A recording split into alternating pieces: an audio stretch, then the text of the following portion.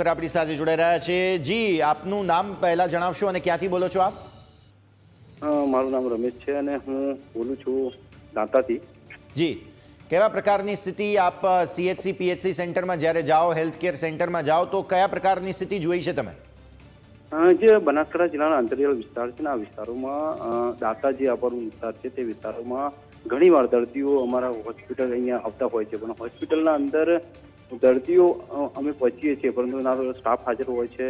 ઘણી વાર ત્યાં પહોંચ્યા બાદ એવું કહેવામાં આવતું હોય છે કે સાહેબ હજુ કલાક લેટ આવશે, તમે જઈ શકો છો બીજા હોસ્પિટલ। આ પ્રકારની જે બેદરકારી કહી શકાય। જ્યારે દર્દીને ઇમરજન્સીની જરૂર હોય છે ત્યારે ક્યાંક ને ક્યાંક ડાક્ટર હાજર ના હોવાથી દર્દીઓને પાલનપુર સુધી લાંબા થવું પડતું હોય છે।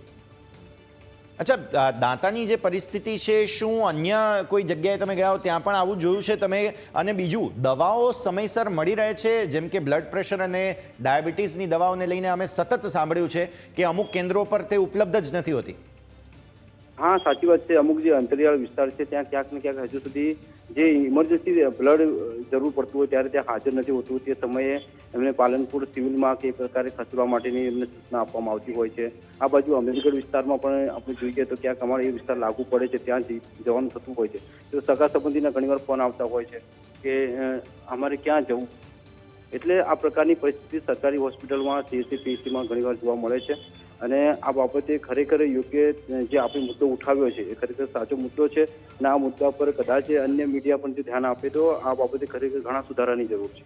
અચ્છા રમેશભાઈ, વધુ એક મુદ્દો, આજે દાંતાની તમે વાત કરી, અહીં પરિસ્થિતિ એવી છે ખાલી સ્ટાફ ઓછો છે કે પછી અન્ય કોઈ પણ સમસ્યાનો સામનો લોકો કરી રહ્યા છે? સ્ટાફ ભલે રેકર્ડ પર મહેકમ બોલતું હોય પરંતુ હોસ્પિટલમાં હાજર સ્ટાફમાં ક્યાંક ને ક્યાંક વધઘટ થતી જોવા મળતી હોય છે। પૂછવામાં આવે તો કે આજે આ રજા પર છે અથવા તો લેટ આવશે, મુખ્ય ડાક્ટર ઘણી રજા પર હોય અથવા લેટ આવે તો દર્દીઓને સારવાર ક્યાં કરાવશે, આ સવાલ થતો હોય છે। બિલકુલ રમેશભાઈ, ખૂબ ખૂબ આભાર, આપ અમારી સાથે જોડાયા। તો જે રીતે દર્શક મિત્ર આપણી સાથે જોડાયા હતા તેઓ સમજાવી રહ્યા હતા આપણને દાંતાની પરિસ્થિતિ જે છે તે આ પ્રમાણે સતત જે છે તે સામે આવતી જોવા મળી અને ત્યાંના આરોગ્ય કેન્દ્ર પર પણ જે છે તે સ્ટાફનો અભાવ છે, સમય પર આરોગ્ય કેન્દ્ર ખુલતા નથી તેવી પરિસ્થિતિ।